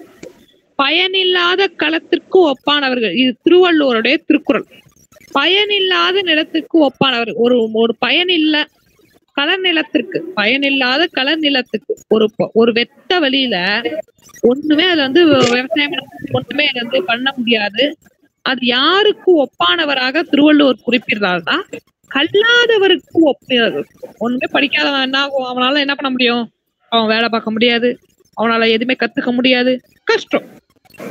அடிப்படை ஆனாவுனா கூட தெரியாம வந்து உட்காந்துருக்கான். தமிழ் தெரியல, ஆங்கிலம் தெரியல, எதுவுமே தெரியல அப்படின்னா அவர்களுடைய வாழ்க்கை எப்படி இருக்கும்? பயனில்லாத நிலம் போல இருக்கும். அதை கற்றவர்களுடைய நிலம் எப்படி இருக்கும்? செழித்த நிலம் போல இருக்கும். அதுதான் திருவள்ளுவர் குறிப்பிடுகிறார் ஒரு இதுல. அதுதான் வந்து இங்க கொடுத்துருக்காங்க. நீங்க நிறைய அந்த நீங்க படிச்சு பார்க்கலாம். அது வந்து இது நம்ம எப்படி சார் தெரியும்? நீங்களாம் அது ட்ரை பண்ணணும். ஒரு நம்ம ஒரு ஃபோக்கஸ் போட்டு பார்க்கலாம். இப்ப வலிமையற்றவரும் கொடுத்துருவாங்க. அப்ப வலிமையற்றவருக்கு அதுக்குதான் சம்மந்தம் இருக்கா? இல்ல. ஒழுக்கமற்றவருக்கும் பயனில்லாத நிலத்துக்கும் ஒரு அந்த அளவுக்கு மேட்ச் இல்ல அப்படிங்கறத தெரிஞ்சுக்கலாம். அன்பில்லாதவர், இது கூட ஓரளவு மேட்ச் ஆகிற மாதிரி எனக்கு ஃபீல் ஆகுது. அன்பில்லாதவர் அப்படிங்கிறது கூட ஓரளவு நிலங்கி வருது. ஆனா கல்லாதவரை இதையும் நான் பாக்குறப்ப திருவள்ளுவர் எதுக்குதான் முக்கியத்துவம் கொடுப்பாரு? கல்விக்கு தான் கொடுப்பாரு. அதனால கல்வி. இந்த மாதிரி கொஞ்சம் டிக் பண்ணணும். ஒவ்வொரு சில கொஸ்டின் நம்ம அப்படிதான் இருக்கும். இல்ல நீங்க இதை படிச்சுட்டீங்க, திருக்குறள்ல படிச்சிருந்தீங்கன்னா கிரேட். அது உங்களோட நேரத்தை பொறுத்து இருக்கு. அடுத்த கொஸ்டின் ரொம்ப இன்ட்ரெஸ்டிங்கான கொஸ்டின். திருக்குறளின் வழியில் துன்பப்படுபவர். இதுவும் அதே மாதிரிதான் பாருங்க. திருக்குறளின் வழியில் துன்பப்படுபவர் யார்? இது நீங்க எல்லாரும் படிச்சிருப்பீங்கன்னு நினைக்கிறேன். இந்த திருக்குறள் படிக்காத ஆளே கிடையாது. படிச்சிருக்கீங்களா?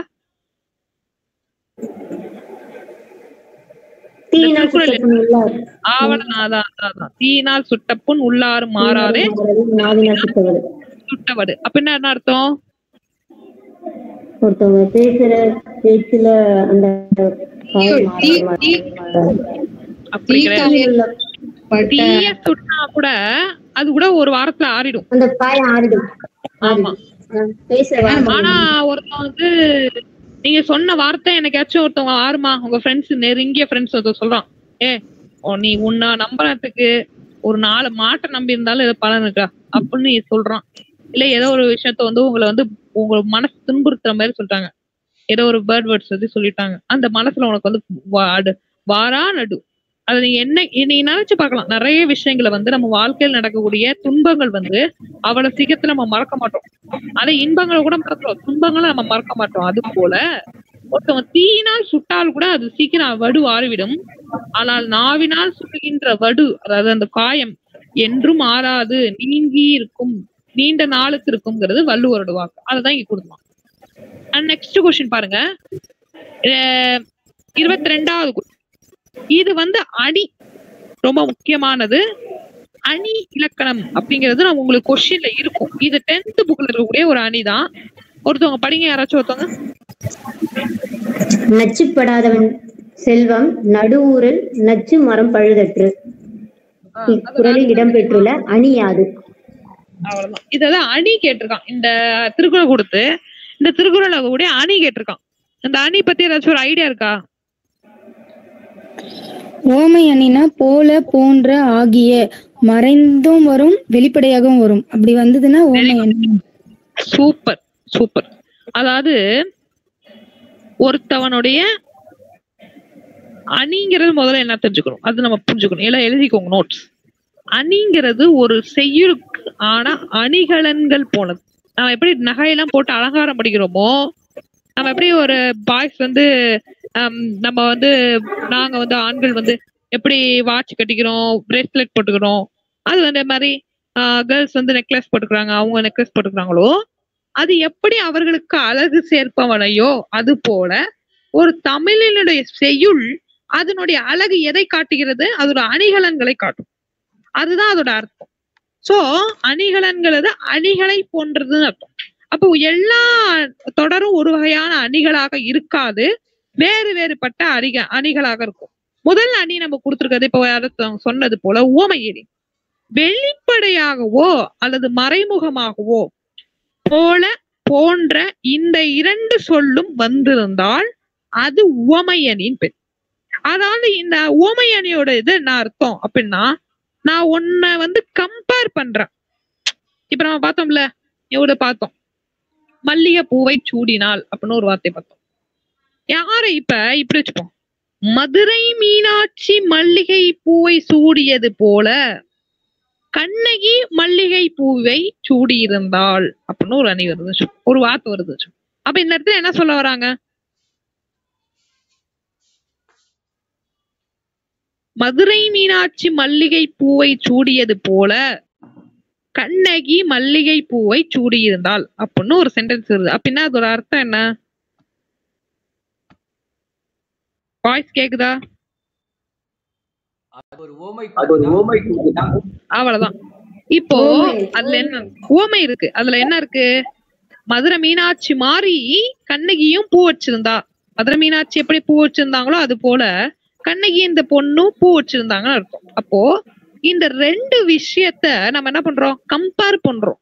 ஒரு விஷயத்தோட உயர்ந்ததோ அல்லது தாழ்ந்ததோ அதெல்லாம் கணக்கு கிடையாது. ஆனா ஒரு விஷயத்தோட நம்ம கம்பேர் பண்ணி அதுக்கும் இதுவும் சமமான ஒன்றுதான் என்பதை போல நிரூபித்து காட்டுவதுதான் உவமையணி. இப்ப இந்த இடத்துல நமக்கு என்ன போட்டிருக்கான், நச்சிப்படாதவன் செல்வம் நடுவூரில் நச்சி மரப்பலத்தற்றுன்னு போட்டிருக்கான். அதாவது ஒரு ஊர்ல வந்து ஒரு நச்சுப்படாதவன், அதாவது தீய வழியில் போகாதவனோட செல்வம், தீய வழியில் சென்ற செல்வம் அது எப்படி இருக்குமா, அந்த ஊர்ல ஒரு நடு மரம் நஞ்சி கலந்த மரம் எப்படி இருக்குமோ அது போன்றது அந்த செல்வம் அப்படிங்கிறது அது திருக்குறள் பொருள். அப்ப இந்த இடத்துல நமக்கு போல போன்றங்கிறது மறைமுகமாக வந்துள்ளது. ஆனா சில திருக்குறள் நேரா வந்துரும். இப்ப ஒரு சில திருக்குறள் நம்ம பார்க்கலாம் போலங்கிறத டைரக்டா கொடுத்துருப்பாங்க. அது இப்ப எண்ணும் எழுத்தும் கண் போல அது மாதிரி சிலதுல வந்து டைரக்டா கொடுத்து வச்சிருப்பாங்க திருக்குறள். பார்த்து சொல்றது இருக்கு போல போன்ற கூட திருக்குறள்லாம். இந்த மாதிரி டைரக்டா வரக்கூடிய அணி இருக்கு, இன்டைரக்டா வர, இது வந்து இன்டைரக்டா வரக்கூடிய ஒரு அணி உவமை அணி. ஏதாவது மறைமுகமாக 2 விஷயங்களை ஒப்பிட்டு அந்த ஒப்பிடுவதன் மூலமாக இதுவும் சமம் என்பதை போல காட்டுவதுதான் உவமை. 2வது பார்த்தோம் பிரிது கொள்ளுதல் அணி.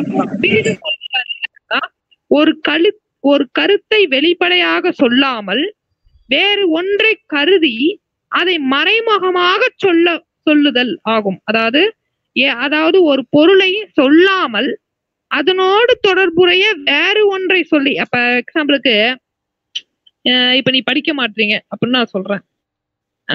இப்ப வந்து அதாவது கீதான்னு ஒரு பொண்ணு இருக்கு வச்சுப்போம், கீதாங்கிற பொண்ணு வந்து படிக்க மாட்டுது. நான் என்ன சொல்றேன், பொண்ணுங்கெல்லாம் படிக்க மாட்டுது அப்படின்னு நான் ஒரு கருத்து சொல்றேன். அப்ப என்ன அர்த்தம், படிக்கல, அந்த பொண்ணு படிக்கல, அதை நம்ம எப்படி சொல்றோம், பொண்ணுங்கெல்லாம் படிக்கல அப்படின்னு அர்த்தம். அப்ப என்ன அர்த்தம், அவங்களுக்கும் அது பொருந்தும் என்பதனை வெளிப்படையாக சொல்வதுதான் பிரிது மொழிதல் அணி. இது வந்து நம்ம நிறைய அணியோட திருக்குறள் பாத்தீங்கன்னா நிறைய ஒரு எடுத்துக்காட்டு பாருங்க. கண் விழித்தேன் என்று சொல்லாமல் பகல் வந்தது என்று சொல்வது. நான் வந்து கண்ணு முழிச்சேன் அப்படின்னு சொல்லாம பகல் வந்தது, அப்ப பகல் வந்துட்டு நம்ம சொல்றோம். அப்ப இது மாதிரி சொல்வதுதான் பிரிது மொழிதல் அணி அப்படிங்கிறது. அதாவது ஒரு விஷயத்த டைரக்டா சொல்லாம இன்டைரக்டா சொல்லலாம். இப்ப நிறைய இலக்கியங்கள்ல நம்ம அதை பார்க்கலாம். அவன் அழுகிறான் அப்படின்னு சொல்லாம அவர் கண்ணீர் பொங்கி வெளிவந்தது அப்படின்னு சொல்லி, இந்த மாதிரி ஒரு இன்டைரக்ட் வே ஆஃப் கான்வர்சேஷன் வைக்கிறது தான் பிரிது மொழிதல் அணியுடைய ஒரு விஷயம். வேற்றுமை அணி, வேற்றுமை அணிங்கிறது அதுவும் போன்ற விஷயங்களை போன்றதுதான் வேற்றுமை அணி. தன்மை அணிங்கிறது தன்மை, அதாவது ஒரு விஷயத்துடைய மைய கருத்தை வைத்து அந்த மைய கருத்தை கொண்டுதான் அந்த மொத்த அணியும் இயங்கும். இது வந்து பாத்தீங்கன்னா அதுக்கு ஒரு திருக்குறள் கூட சொல்லுவாங்க. ஒரு விளக்கு வந்து எப்படி நடு அறையில இருட்டான ஒரு ரூம்ல நடுவுல ஒரு விளக்கு வச்சு அந்த ஒளி எப்படி சுத்தி பரவுகிறதோ அதனுடைய பலன் எப்படி கிடைக்கிறதோ அது போல உள்ளதுதான் அந்த ஒரு அணியும்.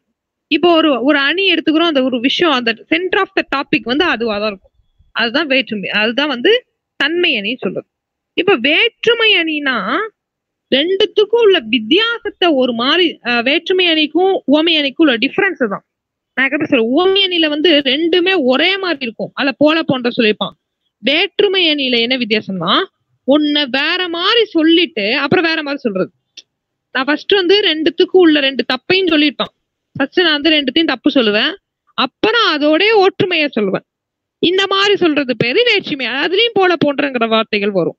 இதுல என்னன்னா ஒரு அத சொல்றாங்க, இரண்டு பொருட்களுக்கு இடையில ஒற்றுமையை முதலில் கூறி பின்னர் அவற்றில் உள்ள வேற்றுமையை வெளிப்படுத்துவது, அதுதான் வந்து வேற்றுமைன்னு சொல்றாங்க. இப்ப இதுதான் தீயினால் சுட்ட புண்ணுள்ளாறு மாறாதே நாவினால் சுட்டவது, இது ஒருதான். இப்ப தீயினால் சுட்ட புண்ணுலாம் என்ன, ரெண்டும் ஒண்ணுங்கிற மாதிரி சொல்றான். அப்புறம் என்ன பண்றான், அப்புறம் அது வேறுபடுத்தி கட்டுறான். எப்படி வேறுபடுத்தி கட்டுறான், தீயினால் சுட்ட புண் உள்ளாறு மாற, தீயில சுடுற புண்ணும் வாயில சொல்ற ஒண்ணுதான். ஆனா தீய சொல்றதை விட வாயால சொல்றதுதான் மனசு கஷ்டப்படுத்திடும் அப்படிங்கறத வார்த்தை, அந்த கூடுதல் வார்த்தை தான் அங்க வேற்றுமை அணியாக மாறுகிறது.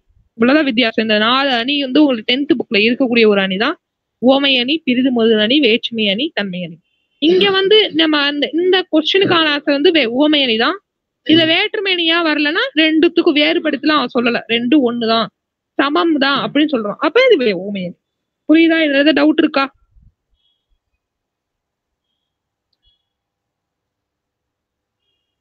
இதுல ஏதாச்சும் டவுட் இருக்கா?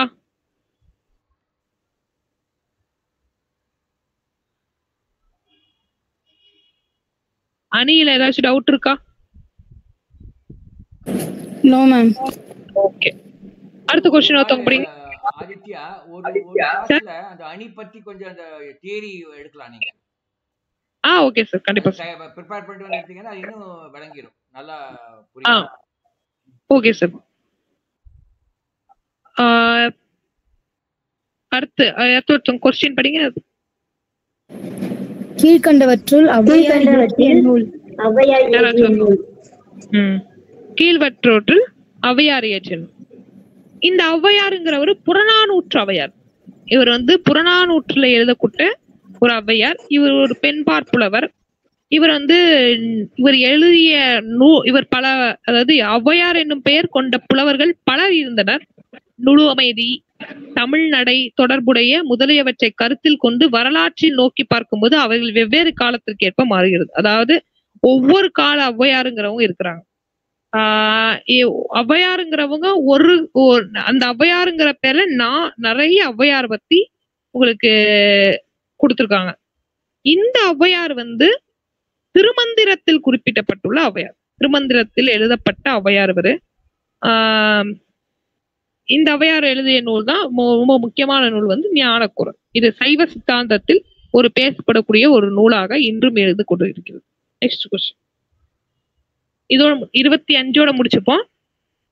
கரைபோரு அப்படி சொல்றாங்க. கரைபோருங்கிறது என்ன, ஒரு இலக்கண குறிப்பா கேட்டிருக்காங்க. பண்பு தொகைனா என்ன? மை பிரித்தா மை வந்தா பண்பு தொகை. அதோட எப்படி, அது மட்டும் கிடையாது, அதோட பண்பு நீ எப்படி நான் ஒரு சொல்லிருக்கேன் அந்த மை வரும்னு, அது வெண்மை ஒரு பன்மை. Very good, super. சொல்லிட்டாங்க பாருங்க, ஒரு பண்பை குறிக்கணும். ஆனா சில நேரத்துல மை விகுதி வராமலும் இருக்கலாம், அது ஒண்ணு இருக்கு. அதாவது மை விகுதிக்குன்னே ஒரு இலக்கண குறிப்பு இருக்கு. மை விகுதி கொண்ட ஒரு இலக்கண குறிப்பு இருக்கு. நான் பார்த்து சொல்றேன் கரெக்டா. இந்த மை விகுதி வந்தாலே அதுக்கு ஒரு தனி இலக்கண குறிப்பு உண்டு. அது நம்ம சொல்லக்கூடாது. ஒரு பண்பை குறிப்பது போல, ஒரு சொல்லோடைய பண்பை குறிப்பது போல இருந்துச்சுன்னா அதுதான் இரண்டாம் வேற்றுமை. ஓகே, சரி. பண்பு தொகை. உவமை தொகைனா என்னது? நம்ம இப்ப பார்த்தோம்ல, அதேதான். உவமை தொகைன்னா ஒண்ணு, உவமைன்னு எங்க பார்த்தாலும் சரி, போல போன்றங்கிறது வந்துச்சுன்னா அது உவமை தொகை. இப்ப கார் காலம் அப்படின்னு இருக்குது. கார் போன்ற காலம், காருங்கிறது மழைன்னு அர்த்தம். கார்னா மழைன்னு அர்த்தம். மழை காலம், மழை போன்ற காலம் அப்படின்னு அர்த்தம். இதுதான் அர்த்தம். போல போன்ற, இது ரெண்டு வந்துச்சுன்னா அது உவமை தொகை. அடுத்து நம்ம பாக்குறது இந்த கரைப்போரு அப்படின்னு சொன்னோம். இந்த கரைப்போருங்கிறது எந்த தொகை அப்படின்னு பாத்தீங்கன்னா இரண்டாம் வேற்றுமை தொகை. இரண்டாம் வேற்றுமை தொகையில என்ன அப்படின்னா, ஐ என்ற விகுதி வந்துச்சுன்னா, ஐ என்ற உருபு வரும். அதாவது ஒரு தொடருக்கு அந்த வார்த்தை இருக்கு, அந்த வார்த்தையை பிரிச்சு பார்க்கணும். அப்ப அதை பிரிச்சு பாக்குறப்ப ஐ என்ற உருபு வந்தால் அது இரண்டாம் வேற்றுமை தொகை. கரைப்பெரு, கரையை பெரு அப்படின்னு ஐங்கிறது வருதா, அப்போ அது கரையை பெரு, கரையை பெரு. அவ்வளவுதான். கரையை பெறுகின்றன. அவ்வளவுதான். இதான் வந்து ரொம்ப இப்ப வந்து எடுத்துக்காட்டுக்கு பாருங்க, பணப்பை, பனையை பை, இப்பு வரும். இப்ப அதுல இங்க ஐ என்ற உருவு கொண்டு வந்துச்சுன்னா அது மறைந்தும் வரலாம். சிலது எடுத்துக்காட்டுக்கு மறைந்தும் வரும். இப்ப கோழி மூட்டை அப்படின்னு, கோழி மூட்டை இந்த இடத்துல மறைந்து வரும் அப்படின்னு சொல்றாங்க. சில தொடருக்கு மறைந்தும் வரலாம், சில தொடருக்கு நேரா வரலாம்.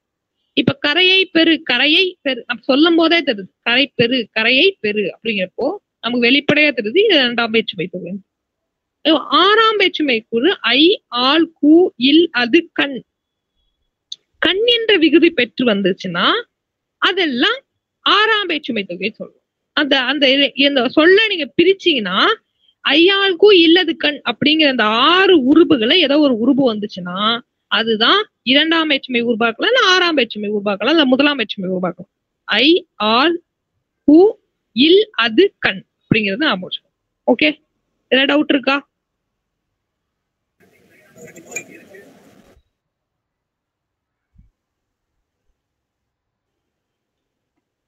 ஏதாச்சும் டவுட் இருக்கா? அந்த அணி மாதிரியே இந்த தொகையெல்லாம் சொல்றீங்க இல்லையா? ஆமா சார். அத ஒரு கிளாஸ்ல கொஞ்சம் அப்படியே டச் பண்ணுங்க. ஓகே சார், கண்டிப்பா சார். டச் பண்ற மாதிரி தொகை கொஞ்சம் 6ஆம் வேற்றுமை தொகை, 2ஆம் வேற்றுமை, பண்பு தொகை கொஞ்சம் இன்னும் உதாரணமா சொன்னீங்கன்னா ஓகே சார், கண்டிப்பா அதை அடிச்சு விட்டுருவாங்க. அதனால கரெக்டா பண்ணிடுவாங்க. கண்டிப்பா. Okay sir. Okay, thank you. Next question.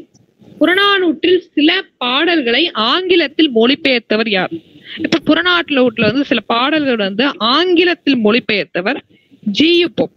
இந்த ஜி.யு. போப்பை பத்தி நம்ம தெரிஞ்சுக்க வேண்டிய விஷயம் இருக்கு, ரொம்ப முக்கியமான விஷயம். இவர் யாருன்னு பாத்தீங்கன்னா இவர் ஒரு ஆங்கிலேயர். இவர் எந்த நாட்டை சேர்ந்தவர்னா கன்னடா நாட்டை சேர்ந்தவர். கன்னடாவில் பிறந்தவர். ஒரு கிறிஸ்து மதத்தை துறவியவர். தமிழ்நாட்டுக்கு வந்து 40 ஆண்டுகள் 40 ஆண்டுகள் தமிழுக்கு சேவை செய்தவர். இவர் என்னென்ன நூல்லாம் மொழி மாற்றம் செய்திருக்கார், அதாவது தமிழ் மொழியிலிருந்து ஆங்கில மொழிக்கு எதெல்லாம் மாத்திருக்காருன்னா திருக்குறள், நாலடியார், திருவாசகம் ஆகிய 3 நூல்கள், புறநானூறு ஆகிய நூல்களை மொழி மாற்றம் செய்திருக்கார். முக்கியமா திருக்குறள்லாம் ரொம்ப முக்கியமானது அவருடைய மொழி மாற்றம். இவருடைய பிறப்பு பாத்தீங்கன்னா 24 ஏப்ரல் 1820. 24 ஏப்ரல் 1820. எல்லாம் நோட் பண்ணிக்கோங்க. ஒருவேளை நாளைக்கு இது வரலாம், அதனாலதான் நான் சொல்லிட்டு இருக்கேன். 24 ஏப்ரல் 1820. இவருடைய இறப்பு பாத்தீங்கன்னா 11 பிப்ரவரி 1908. 11 பிப்ரவரி 1908. எழுதிக்கிட்டீங்களா? இவருடைய விருதுகள்னு பாத்தீங்கன்னா தமிழ்நாடு அரசு 2014 இருந்து ஜி.யு. போப் பெயரில் அவருக்கு வந்து விருது வழங்கிட்டு இருக்காங்க தமிழ்நாடு அரசு.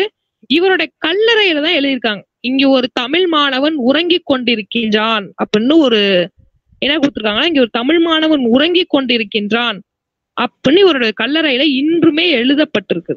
இவருடைய படைப்புகள்னு பாருங்க, தமிழ் இலக்கணத்தை எலமெண்டரி தமிழ் கிராமர் என்று 3 பாகமாக எழுதியுள்ளார்.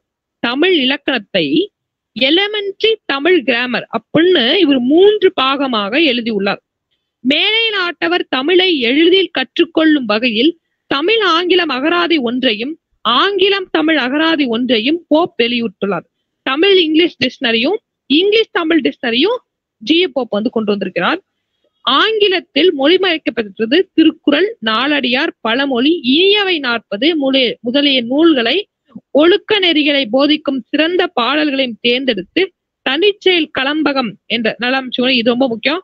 தனிச்செயல் கலம்பகம் அப்படிங்கிற இத வந்து மொழிபெயர் அவருடைய புக்கா இதுல இருக்கக்கூடிய நல்ல விஷயங்கள்லாம் எடுத்து தனிச்செயல் கலம்பகம் அப்படிங்கிற பெயர்ல அவர் மொழி மாற்றம் செய்துள்ளார். அவருக்கு கிடைக்கப்பட்ட விருதுகள் நம்ம தமிழக அரசு கொடுக்கறது வந்து இன்னொருத்தவங்களுக்கு கொடுக்கக்கூடிய விருது.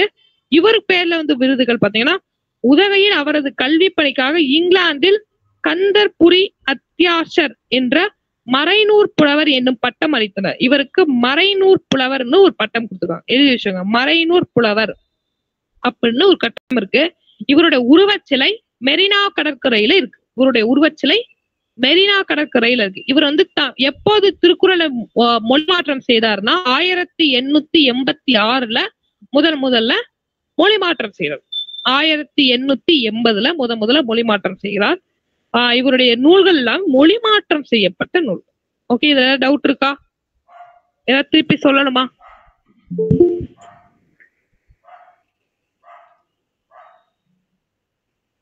ஓகே, இன்னைக்கு நம்ம அந்த கிளாஸ் முடிச்சுப்போம். 26ல இருந்து நெக்ஸ்ட் கிளாஸ்ல பார்ப்போம். இதுல ஏதாச்சும் டவுட் இருக்கா? இதுவரை பார்த்ததுல ஏதாச்சும் உங்களுக்கு சந்தேகம் ஏதாச்சும் இருந்தா சொல்லுங்க, நம்ம அதை இல்ல ஏதாச்சும் சஜஷன் அப்படி இருந்தாலும் சொல்லுங்க. ஆமா, கிளாஸ் இப்படி இருந்ததுங்கிற ஒரு ஃபீட்பேக்கையும் சஜஷன்ஸையும் நீங்க அந்த குரூப்ல போடுங்க, சரிங்களா? அப்புறம் கொஞ்சம் இந்த லேட்டா வந்தாங்க எல்லாருமே ஒரு அந்த என்ன டைம் இருக்கு 7 மணினா 7 மணிக்குள்ள வந்தாங்க. அப்பதான் யூஸ்ஃபுல்லா இருந்தா ஒரு 1 hour 15 minutes thank you Aditya. Yes sir. அது ஒரு நிமிஷம் சார். எல்லாரும் அந்த ஹோம்ஒர்க் மாதிரி கொடுத்துருக்கோம். தமிழ் பாடத்து 10வது தமிழ் பாடத்துல இயல் 6வது பகுதியில அக இலக்கணம் அப்படிங்கிற நூல்ல அக இலக்கணம்ங்கிற பாடத்துல உங்களுக்கு ஒரு பாக்ஸ் இருக்கும். அந்த பாடத்தோட முடிவுல முல்லை குறிஞ்சி முல்லை நெய்தல் மருதம் பாலை 5 நிலத்திற்கான கருப்பொருள் கொடுத்துருப்பாங்க. ஒரு பட்டியல், ஒரு 14 பட்டியலுக்கு நான் வேணாலும் போட்டோ எடுத்து அனுப்புறேன். நீங்க எல்லாரும் அதை பார்த்து ஒரு முறை எழுதி நீங்க ஒரு வாட்டி மெமரி பண்ணிக்கோங்க. அதுக்கப்புறமா ஒரு நாள் டெஸ்ட் வைக்கிறப்ப நமக்கு அடுத்த கிளாஸ் வரப்ப நான் அதை கொஸ்டின் கேட்பேன். குறிஞ்சி நிலத்துக்கான பூ எதுன்னு கேட்பேன், நீங்க சொல்லணும். அந்த அளவுக்கு நீங்க மெமரி பண்ணிட்டு இருந்திருக்கணும். ஏன்னா அதுல இருந்து கண்டிப்பாக குறைந்தபட்சம் 2ல இருந்து 3 கேள்விகள் வருது. அதனால நம்ம அதை தயார்படுத்துவது நம்மளோட கடமை. இந்த வழியை நம்ம பண்ணலாம்னு நான் முடிவு பண்ணிக்கேன். ஸோ அது பண்ணிடும். Okay, thank you. Thank you sir. Thank you. Thank you Aditya.